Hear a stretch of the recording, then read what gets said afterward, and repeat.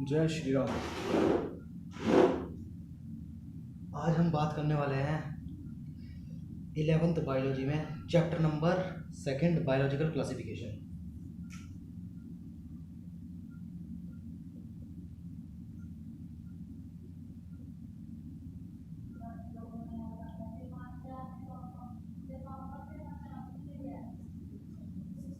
Biological classification means क्या हुआ? Biology मतलब study of livings, classification in livings की स्टडी को इजी करने के लिए क्लासिफिकेशन करना ज़रूरी हुआ। एनिमल को अलग रखा गया, एनिमल्स की कैरेक्टरिस्टिक पढ़ने के लिए प्लांट्स को अलग रखा गया, फिर एनिमल्स को भी डिवाइड किया गया, कोऑर्डिनेट कौन है, नॉन कोऑर्डिनेट, किस में रीढ़ की हड्डी है, किस में नहीं है, किस में वाइट ब्लड है, कौन अपना फूड प्रिपेयर कर लेता है, कौन नहीं करता है, कौन लोकोमोशन कर सकता है, किस तरह का डाइजेशन है। इन सब बेस पर क्लासीफाई करने की कोशिश की गई। और क्लासिफिकेशन से क्या होता है कि ऑर्गेनिज्म की स्टडी इजी हो जाती है। तो बायोलॉजिकल क्लासिफिकेशन में सबसे पहले सारे के सारे ऑर्गेनिज्म जितने अर्थ के ऊपर इवॉल्व हुए या जिनका ओरिजिन हुआ, सबसे पहले 2 पार्ट में डिवाइड किया।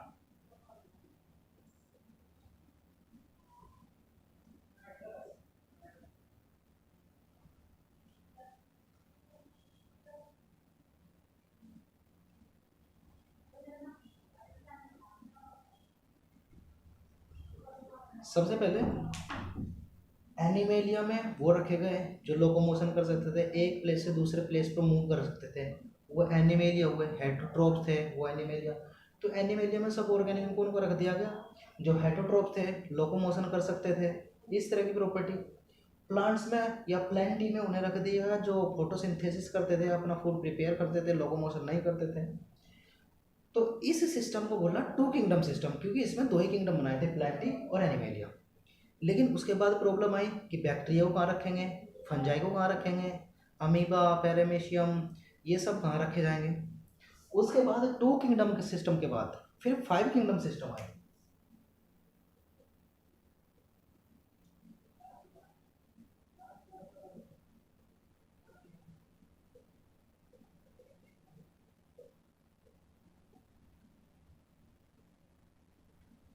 R.H.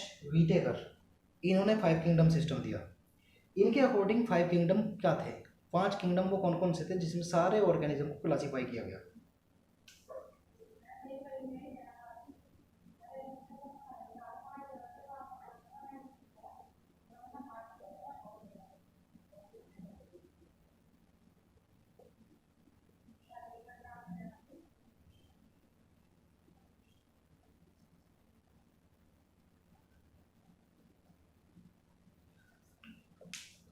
R.H. वीटेकर के थ्रू 5 किंगडम जो दिए गए थे वो Monera, protista, fungi, plenty, animalia.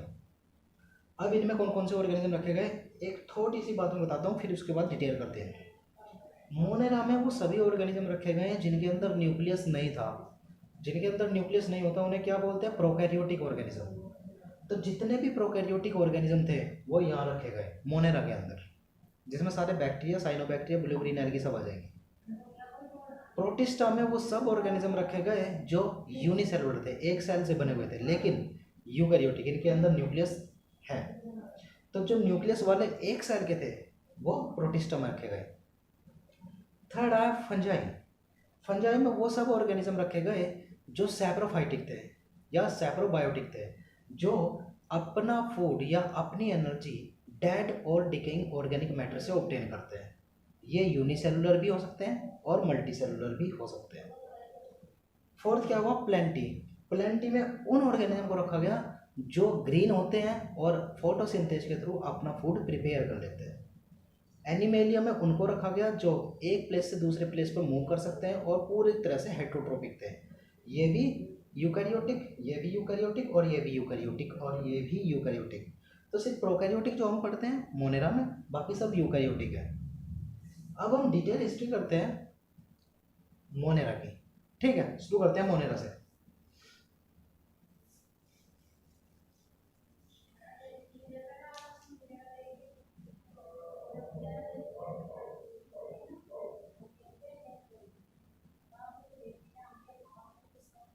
Kingdom Monera.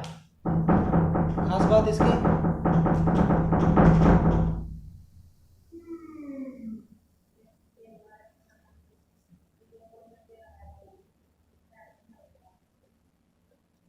सभी यूनिसेलुलर थे, एक सेल से बने हुए।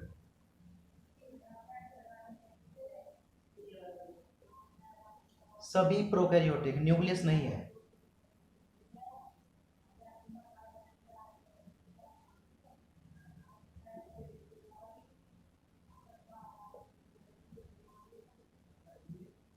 कॉस्मोपॉलिटन मतलब सर्वव्यापी, हर जगह रहने वाले हैं। तो मोनेरा की खास बात क्या हुई? यूनिसेलुलर हैं, प्रोकैरियोटिक है, कॉस्मोपॉलिटन है, हर जगह रहने वाले हैं। तो इसको अगर हम डिवाइड करें आप, तो कितने पार्ट में मोनेरा को डिवाइड किया जाता है?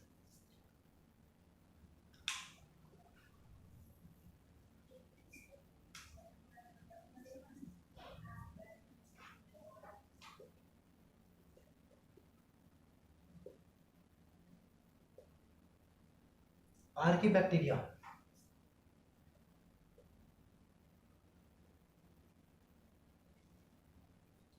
You bacteria,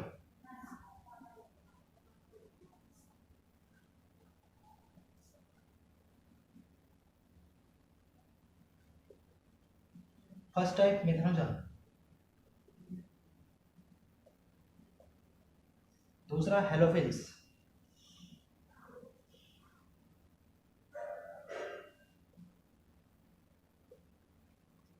thermo acidophils.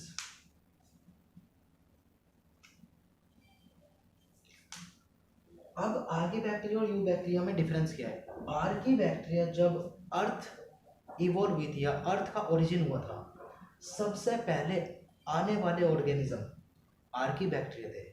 मतलब क्या हुआ? आर्की बैक्टीरिया वो बैक्टीरिया जो धरती पर सबसे पहले बैक्टीरिया थे, और क्योंकि उस टाइम पे अर्थ के ऊपर क्लाइमेटिक कंडीशन इतनी अच्छी नहीं थी कि ऑर्गेनिज्म रह पाए, इसलिए हम ये कह सकते हैं कि archaebacteria are those bacteria who lives in extreme habitat. जो बहुत ज़्यादा एडवर्स कंडीशन में रहने वाले बैक्टीरिया थे, वो आर्की बैक्टीरिया। तीन टाइप के हुए, मिथेनोजन, हेलोफिल्स, थर्मोएसिडोफिल्स। मिथेनोजन्स जो बैक्टीरिया थे वो मीथेन प्रोड्यूस करने वाले बैक्टीरिया थे। जो ऑर्गेनिक सब्सटेंसेस होते हैं, मेनली जो कैटल्स होते हैं, ग्रीन फोल्डर खाने वाले, घास खाने वाले कैटल जो होते हैं, उनके इंटेस्टाइन में ये मिलते हैं मिथेनोजन्स। इनके इंटेस्टाइन में रह करके उनके डंग के साथ ये बाहर आते हैं। बाहर आने के बाद जो आप गोबर गैस बनाते हैं या बायोगैस बनाते हैं, वो गोबर गैस इन्हीं बैक्टीरिया के थ्रू बनती है, क्योंकि ये बैक्टीरिया उस डंग के अंदर जो सेलुलोजिक मटेरियल है, सेलुलोज वाला मटेरियल, उस मटेरियल को एनारोबिक कंडीशन में ऑक्सीजन की अब्सेंस में उससे मीथेन प्रोड्यूस करते हैं। तो क्योंकि ये मीथेन प्रोड्यूस करने वाले बैक्टीरिया हैं, किसके अंदर? कैटल्स के अंदर। कैटल कौन से होते हैं? जो हरा घास खाने वाले होते हैं। उनके डंग के साथ बाहर आते हैं। अगर उनके डंग को एनारोबिक कंडीशन में रखा जाए, ऑक्सीजन की अब्सेंस में रखा जाए, तो ये मीथेन प्रोड्यूस करते हैं।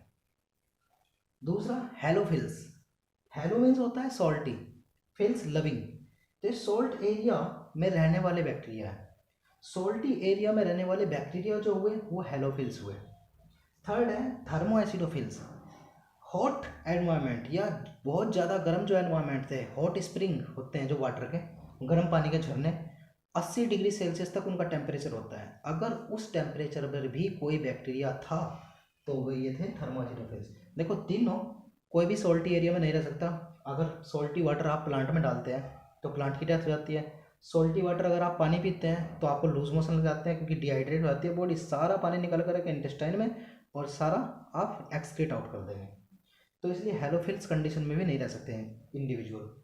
तो ये भी एक्सट्रीम हैबिटेट में है, ये भी टेम्परेचर में रह रहे हैं, और ये भी ऑक्सीजन की अब्सेंस में रहे हैं। तो तीनों एक्सट्रीम हैबिटेट में रहने वाले बैक्टीरिया हुए आर्की बैक्टीरिया। ठीक है, ये सिंपल बॉडी थी इनकी, सिंपल। आर्की बैक्टीरिया और यू बैक्टीरिया में डिफरेंस मेन क्या है? कि Archie bacteria simple body, you bacteria में एक रिजिड सेल वॉल डेवलप हो चुकी है।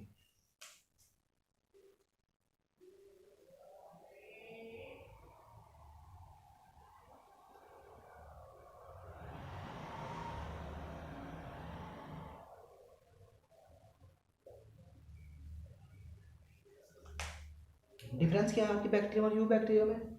आर की बैक्टीरिया सिंपल बॉडी है, रिजिड सेल वॉल नहीं है, लेकिन यू बैक्टीरिया में रिजिड सेल वॉल आ चुकी है। और ये दो तरह के कहे जा सकते हैं। नंबर एक ऑटोट्रोपिक, नंबर दो हेटरोट्रोपिक। ऑटोट्रोपिक हम इनको इसलिए बोल रहे हैं क्योंकि ये अपने फूड के लिए किसी दूसरे ऑर्गेनिज्म के ऊपर डिपेंड नहीं करते। ऑटोट्रोपिक कुछ बैक्टीरिया ऐसे होते हैं जिनके पास जो क्लोरोफिल ए है वो होता है, जैसे दूसरे प्लांट के पास क्लोरोफिल ए होता है। ये क्लोरोफिल की हेल्प से ऑक्सीजन या जो सॉरी अपना फूड प्रिपेयर कर सकते हैं सनलाइट की हेल्प से। जब फूड प्रिपेयर कर लेंगे तो किसी के ऊपर डिपेंड नहीं है, तो इसलिए इनमें क्लोरोफिल ए मिलता है। इनमें जो एग्जाम्पल आते हैं वो साइनोबैक्टीरिया।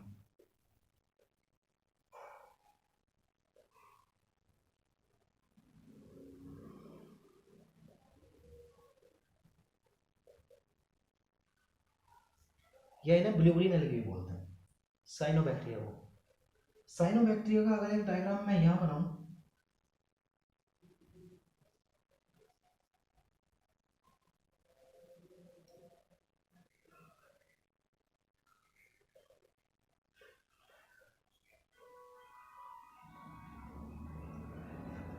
ये साइनोबैक्टीरिया हुआ जिसका नाम है नोस्टॉक।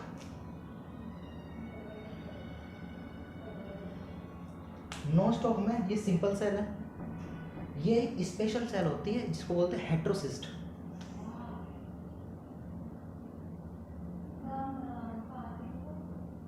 हेट्रोसिस्ट, इस हेट्रोसिस्ट की हेल्प से ये प्लांट जितने हैं नाइट्रोजन को फिक्स कर सकते हैं।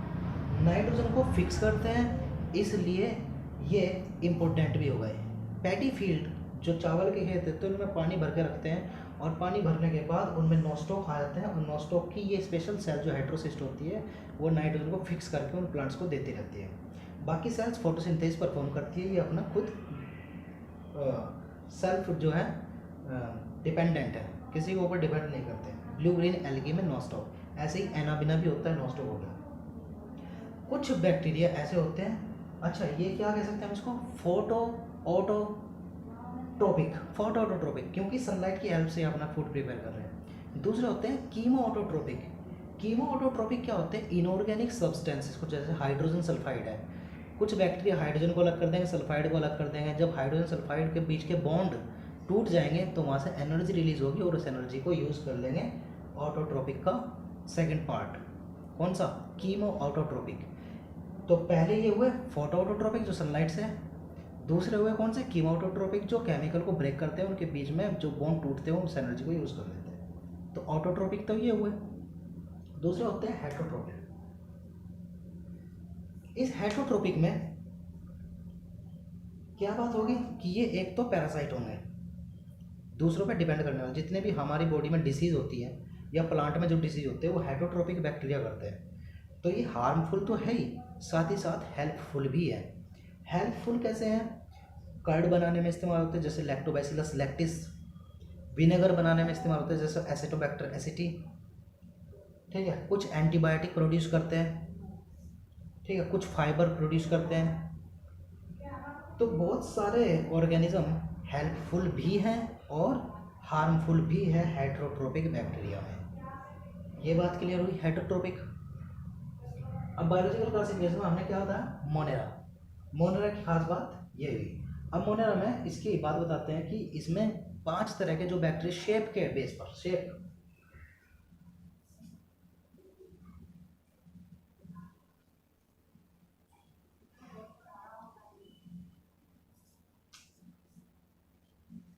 अगर राउंड शेप के बैक्टीरिया तो उसे बोलते हैं बैसिलस।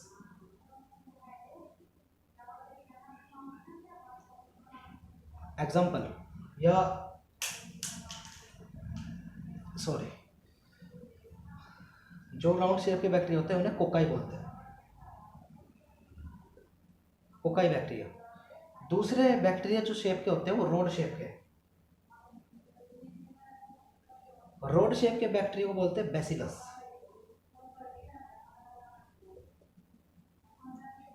तीसरे टाइप के बैक्टीरिया है स्पाइरल, जो स्पाइरल शेप के बैक्टीरिया है इनके पास फ्लैजला भी हो सकते हैं, फ्लैजला। अगर इस शेप का बैक्टीरिया स्पाइरल शेप का तो इसे स्पाइरलम बोलते हैं।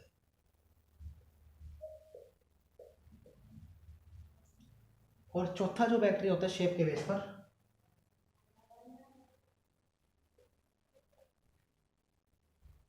ये कोमा शेप के बैक्टीरिया। तो शेप के बेस पर बैक्टीरिया चार तरह के हो सकते हैं, कोकाई, बैसिलस, स्पाइरलम और कोमा। ये आपका एक किंगडम हुआ मोनेरा। दूसरा किंगडम, अभी आपको जो 5 किंगडम लिखवाए थे, उस 5 किंगडम में पहला किंगडम आपका था किंगडम मोनेरा। अब दूसरा किंगडम करते हैं किंगडम प्रोटिस्टा।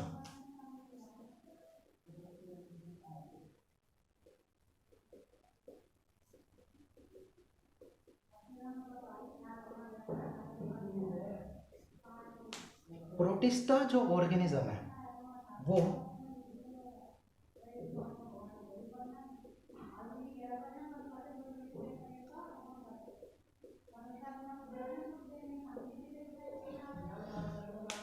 प्रोटिस्टा जो होते हैं यूनिसेलुलर ऑर्गेनिज्म, और यूकैरियोटिक का मतलब न्यूक्लियस रखने वाले भी हैं ये।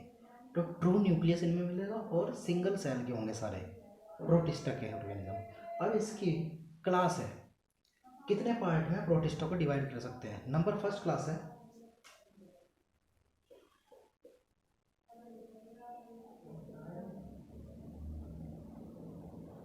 क्राइसोफाइट्स। क्राइसोफाइट्स को कॉमनली हम बोलते हैं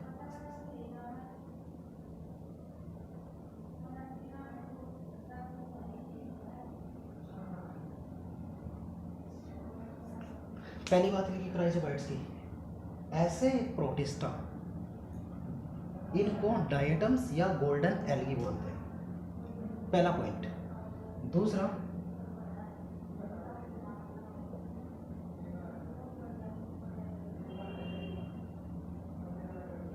कि ज़्यादातर इनमें से क्राइसोफाइट्स के जो ऑर्गेनिज्म है या क्राइसोफाइट्स के जो मेंबर हैं उनमें ज़्यादातर फोटोसिंथेटिक होते हैं, ये अपना फूड प्रिपेयर कर सकते हैं। थर्ड पॉइंट, इनकी सेल वॉल एम्बेडेड रहती है, बंद रहती है सिलिका के अंदर।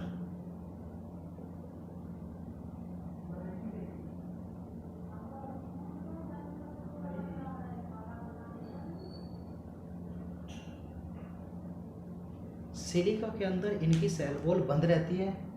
बंद होने की वजह से अब जब इनकी डेथ होगी डायटम्स की, तो डेथ साइटोप्लाज्म की होती है, न्यूक्लियस की होती है, सिलिका की नहीं होती।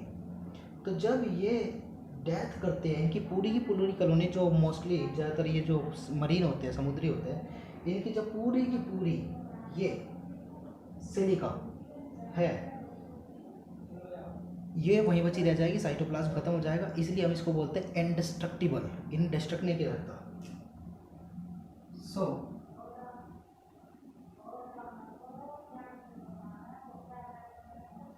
इंडेस्ट्रक्टिबल है ये। उसके बाद जब ये ऑर्गेनिज्म खत्म हो जाएंगे, डेथ हो जाएगी इनकी, तो ये सिलिका वहाँ बच जाएगी। इस सिलिका को बोलते हैं डाईएटोमेसियस अर्थ।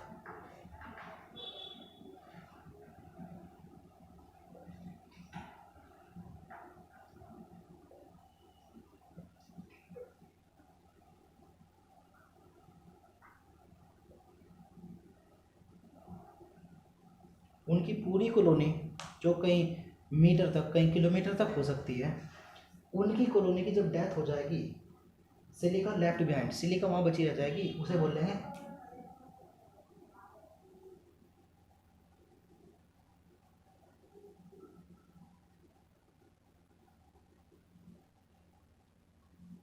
डाईएटोमेसियस अर्थ। इस डाईएटोमेसियस अर्थ का बहुत इस्तेमाल होता है ह्यूमन वेलफेयर के लिए, क्योंकि इसी डाईएटोमेसियस अर्थ की वजह से पॉलिश बनती है, जो आपकी पॉलिश बनती है शाइन करने के लिए ऑब्जेक्ट को।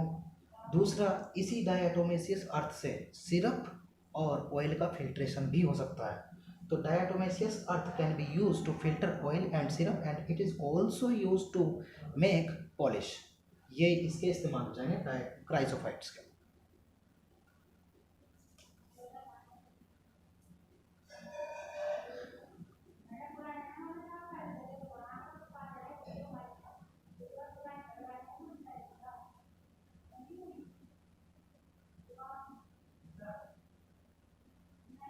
ओशन में जो चीफ प्रोड्यूसर है, जो कार्बन डाइऑक्साइड को रिड्यूस करके कार्बोहाइड्रेट में कन्वर्ट करते हैं, तो चीफ प्रोड्यूसर ओशन के अंदर क्राइसोफाइट्स ही हुए। तो प्रोटिस्टा की पहली क्लास हुई क्राइसोफाइट्स। ये बात पूरी क्लियर हो गई, ये सारे पॉइंट्स के क्राइसोफाइट्स के आ जाएंगे। ठीक है, अब दूसरी बात करते हैं, जो इसकी दूसरी क्लास है वो डाइनोफ्लैजेलेट्स है। दूसरी क्लास करते हैं।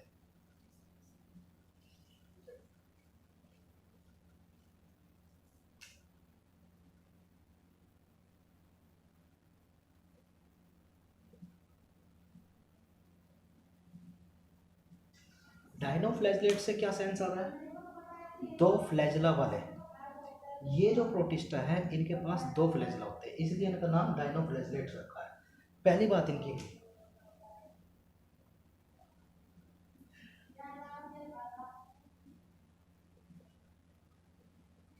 मोस्टली फोटोसिंथेटिक होते हैं इनमें भी।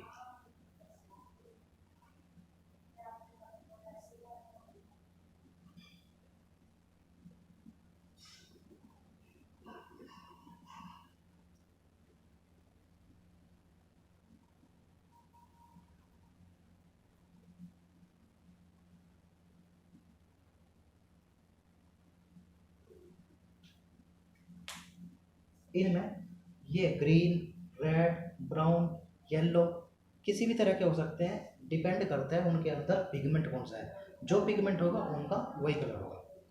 इसकी मेन बात,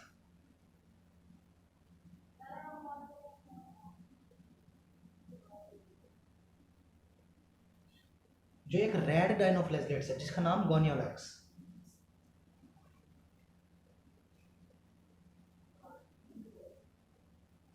गोनियोलैक्स रेड एल्गी है, वो सॉरी रेड डाइनोफ्लैजेलेट्स। ये गोनियोलैक्स जब जो जिस पोषण में रहता है उसके अंदर ये सीक्रेट करता है एक टॉक्सिन।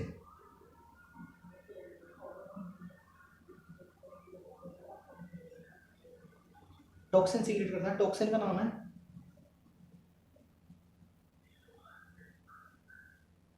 सेक्सीटोसिन। अब रेड डाइनोफ्लैजेलेट जो होते हैं जिसका नाम है गोनियोलैक्स, ये सीक्रेट करता है एक टॉक्सिन जिसका नाम है सेक्सीटोसिन। इस टॉक्सिन की वजह से जिस पानी में ये डाइनोफ्लैजेलेट्स, मेनली रेड डाइनोफ्लैजेलेट्स रह रहा है, उस पानी के अंदर क्योंकि टॉक्सिन प्रोड्यूस हुआ है या टॉक्सिन सीक्रेट हुआ, उसकी वजह से अदर इक्वेटिक ऑर्गेनिज्म जो उस पानी में, दूसरे इक्वेटिक ऑर्गेनिज्म पानी में रहने वाले जीव, उनकी डेथ हो जाती है इस टॉक्सिन की वजह से। क्लियर? और इसी रेड डाइनोफ्लैजेलेट्स की वजह से उस समुद्र की लहरें या टाइड्स जो होती है रेड दिखाई देती है आपको, क्योंकि ये इतनी तेज़ी से मल्टीप्लाई करते हैं कि पूरा का पूरा सी रेड नजर आता है। रेड सी के नाम से आपने सुने होंगे। तो red sea is due to the red dinoflagellates. Clear है? इसके बारे में ये बात हुई। अब तीसरी जो क्लास होगी इसकी, प्रोटिस्टा की तीसरी क्लास, यूग्लिनोइड।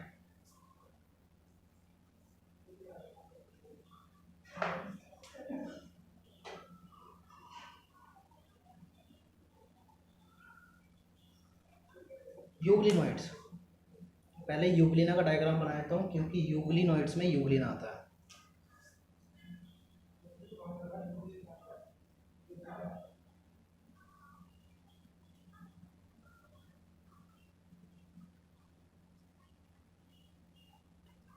इस यूग्लिना में आप देख रहे हैं दो फ्लैजला है, one is long and one is short flagella.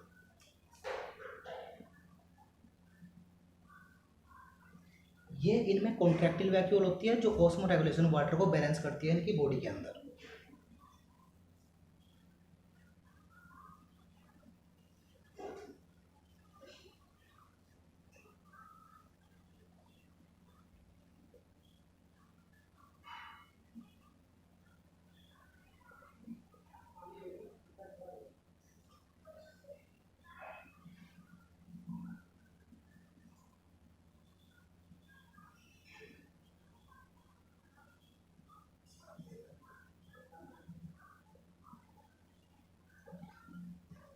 इसे आप थैलाकोइड कह सकते हैं, जिसमें ग्रीन पिगमेंट होता है।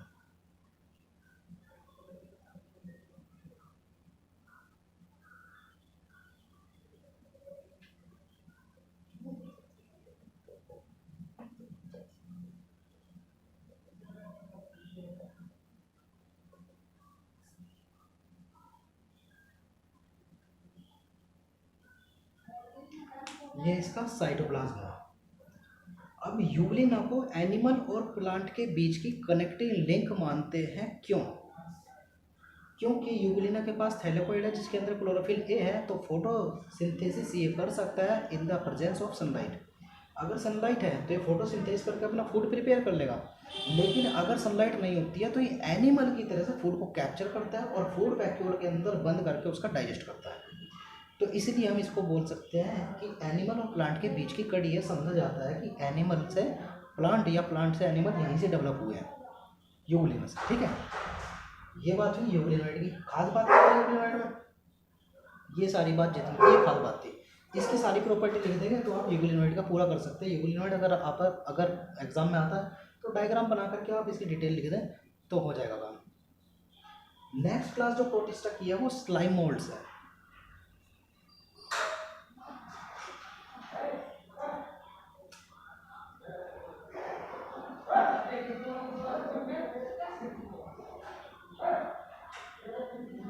स्लाइम मोल्ड्स ये भी प्रोटिस्ट है।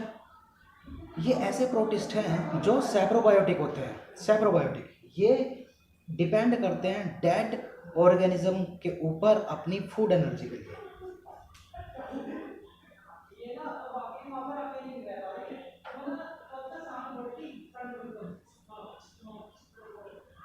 ये सैप्रोबायोटिक प्रोटिस्ट क्योंकि ये डिपेंड करते हैं डेड और डिकेइंग ऑर्गेनिक मैटर के ऊपर, ठीक है, अपनी फूड एनर्जी के लिए।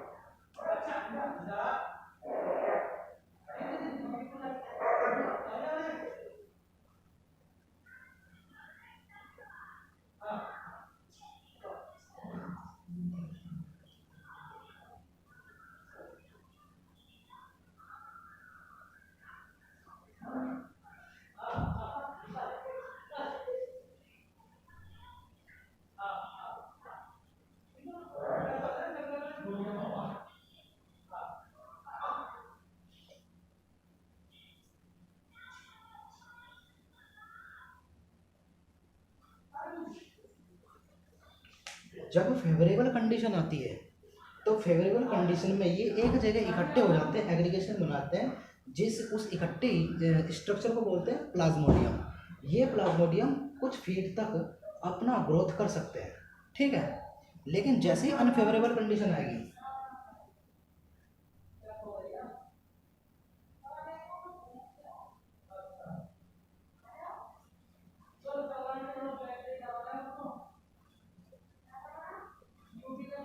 अनफेवरेबल कंडीशन में जो प्लाज्मोडियम है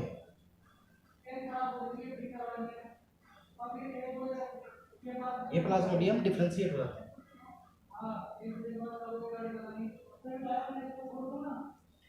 प्लाज्मोडियम अलग अलग हो जाएंगे और बनाएंगे फ्रूटिंग बॉडी।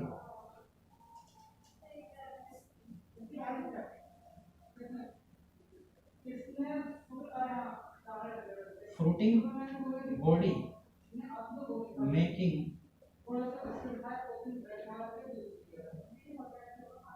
Making spore. जब अनफेवरेबल कंडीशन आएगी तो ये जो एग्रीगेशन था, इसका इकट्ठा हुआ स्ट्रक्चर था, ये अलग अलग होकर के फ्रूटिंग बॉडी बनाएंगे। फ्रूटिंग बॉडी बनाती है स्पोर्स। स्पोर्स के ऊपर एक वॉल होती है जो रजिस्ट होती है एनवायरनमेंट के, तो ये कुछ सालों तक इनके स्पोर पड़े रह सकते हैं। जब फेवरेबल कंडीशन वापस लौट करके आएगी तो इन स्पोर से एक नया जो स्लाइम मोल्ड्स का मेंबर है वो तैयार हो जाएगा। इस तरह से स्लाइम मोल्ड्स काम करते हैं। ये क्लियर? उसके बाद प्रोटिस्टा की 4 क्लास हो गई है। कौन कौन सी? क्राइसोफाइट्स, दूसरा डायनोप्लाज्मिड्स, तीसरा यूग्लिनोइड्स, चौथा स्लाइमोइड्स और पांचवा होता है प्रोटोजोआंस।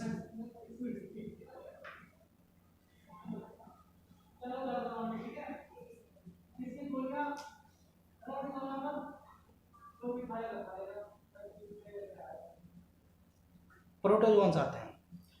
प्रोटोजोआन भी यूनिसेलुलर है, ठीक है, ये हेटेरोट्रोपिक,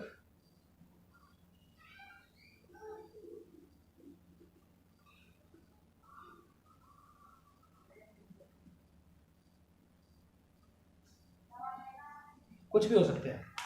हाइड्रोट्रोपिक है, दूसरों पर डिपेंड करने वाले। प्रीडेटर भी है, शिकार कर सकते हैं अपने प्रे का। या पैरासाइट है, किसी दूसरे ऑर्गेनिज्म के ऊपर डिपेंड करें, लेकिन दूसरा ऑर्गेनिज्म जिंदा होना चाहिए। पैरासाइट का मतलब ये होता है डिकम्पोजर, या जो सैप्रोबाइट होते हैं, सैप्रोबाइट भी दूसरों पर डिपेंड करते हैं, लेकिन सैप्रोबाइट में डेड होते हैं ऑर्गेनिज्म जिसके ऊपर वो डिपेंड करते हैं। लेकिन पैरासाइट में भी डिपेंड करते हैं, लेकिन जिसके ऊपर डिपेंड कर रहे हैं वो लिविंग है। ये तो खास बात हो गई प्रोटोजोआ की। अब प्रोटोजोआ भी 5 तरह के हैं। फर्स्ट पार्ट है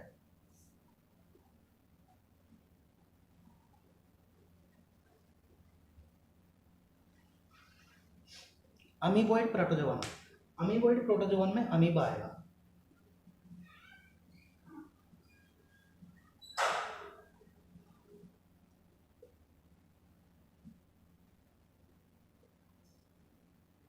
ये अमीबा, इसकी खास बात क्या होगी? इसकी खास बात एक आपको डायग्राम करना है, डायग्राम के बाद उसी डायग्राम की पूरी डिटेल हिस्ट्री लिख देंगे या डिटेल इन्फॉर्मेशन लिख देंगे तो आपका अमीबॉइड प्रोटोजोआ हो जाएगा।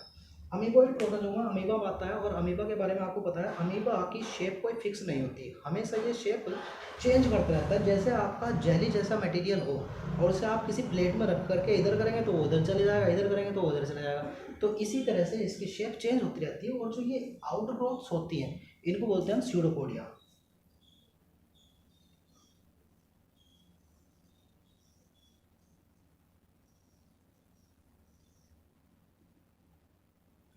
ये स्यूडोपोडिया, इसके अंदर ये साइटोप्लाज्म, ये न्यूक्लियस, ये फूड वैक्यूल। तो ये बात आ जाएगी आपकी अमीबॉइड प्रोटोजोआ में क्या क्या लिखेंगे?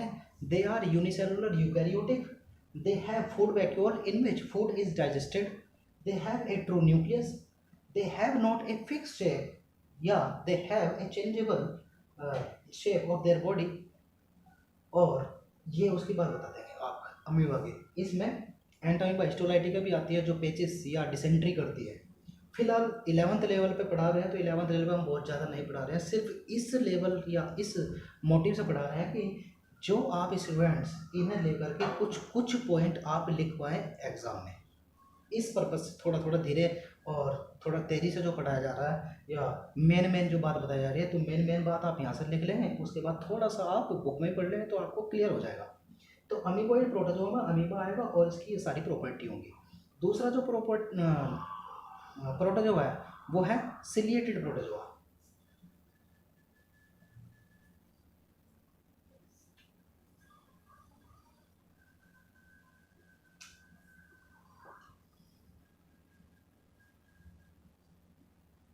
सिलिएटेड प्रोटोजोआ में आता है पैरामीशियम।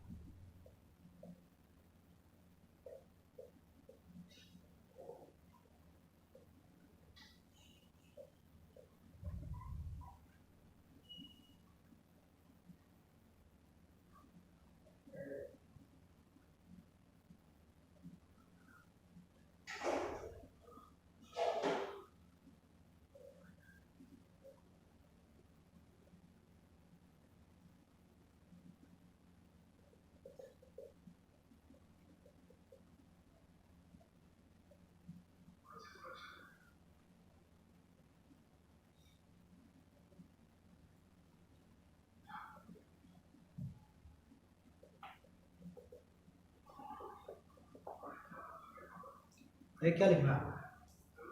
सिलिएटेड प्रोटोजोआ में ये सिलिया नजर आ रहे हैं आपको, पूरी बॉडी के ऊपर सिलिया।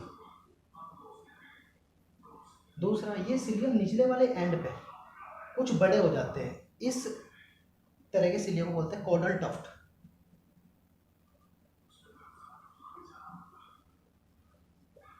कॉडल टफ्ट ये हुआ इसकी।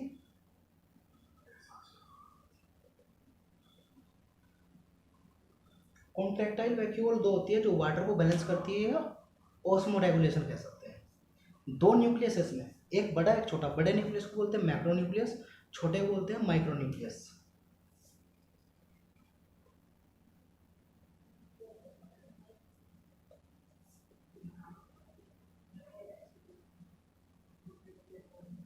उसके बाद पूरी बॉडी के अंदर ये दिख रही है आपको, ये प्रोटीन की एक रिच लेयर होती है जिसे पेलिकल बोलते हैं।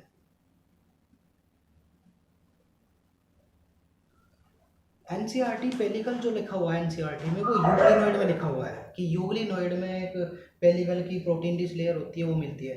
लेकिन यूग्लिनोइड में नहीं मिलती, वो गलत लिखा हुआ है। जो पेलिकल मिलती है वो प्रोटोजोआ में मिलती है, और प्रोटोजोआ में भी सिलिएटेड प्रोटोजोआ में। क्लियर है। उसके बाद यहाँ से फूड को इंटेक करेगा, ये हो गया। जहाँ से फूड को इंटेक करते हैं ये हो गया ओरल ग्रूव।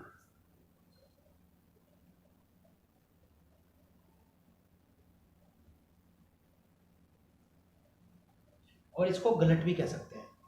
उसके बाद ये फूड वैक्यूल हो गई।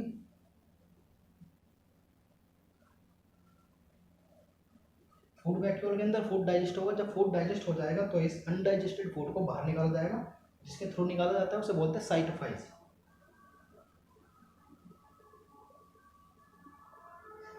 ये इसका साइटोफाइज हुआ। तो इस तरह से आप इसकी पूरी हिस्ट्री या उसकी पूरी डिटेल सिलिएटेड प्रोटोजोआ डायग्राम के साथ लिख देंगे तो आपको आराम से मार्क्स गेन हो जाएंगे। अब सिलिएटेड प्रोटोजोआ के बाद हम जो बात करेंगे वो फ्लैजिलेटेड प्रोटोजोआ की बात करेंगे। ये क्लियर हो गया।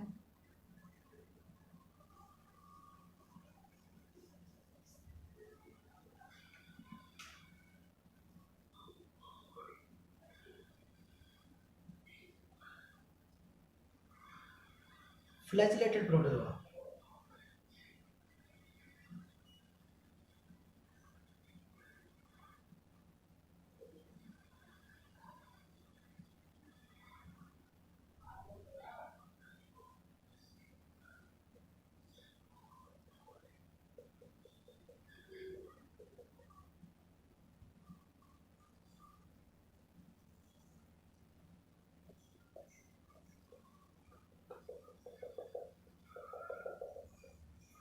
ये फ्लैजिलेटेड जो प्रोटोजोआ है जिसका नाम है ट्रिपेनोसोमा।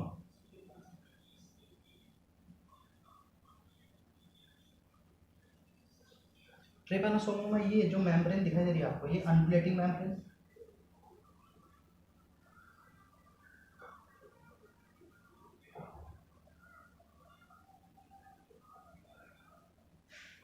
ये फ्लैजिला,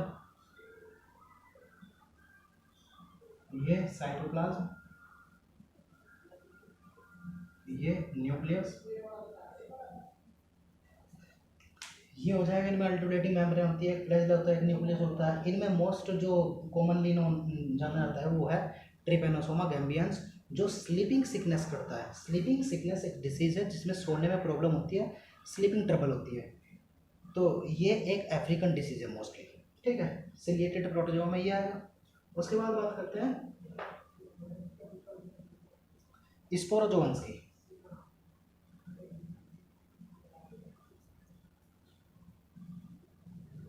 प्रोटोजोआ ही है स्पोरोजोअन्स।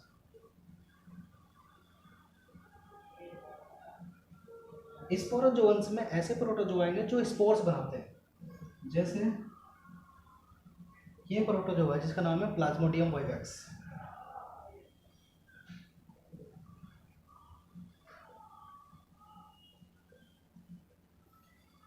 प्लाज्मोडियम वाइवैक्स अकेली स्पीसीज नहीं है। Plasmodium oval, Plasmodium falciparum, Plasmodium malariae, ठीक है, ये 4 स्पीसीज होती है प्लाज्मोडियम की।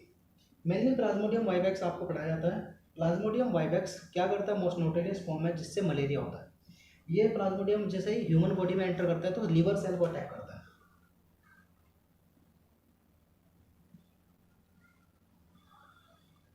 ये लीवर सेल को अटैक कर रहा है। उसके बाद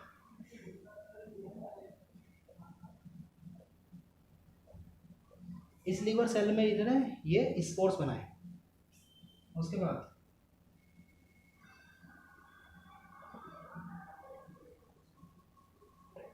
इस तरह से फिर से ये जो प्लाज्मोडियम का जो स्पोरोजोइट था, इसे स्पोरोजोइट बोलते हैं। जो इन्फेक्शियस स्टेज होती है ह्यूमन में उसे स्पोरोजोइट कहते हैं।